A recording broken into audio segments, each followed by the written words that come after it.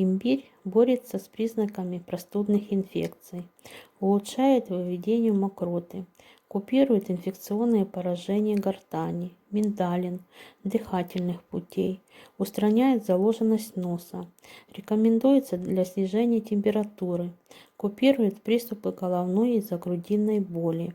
Имбирь поместите в заварочный чайник, положите туда лимон.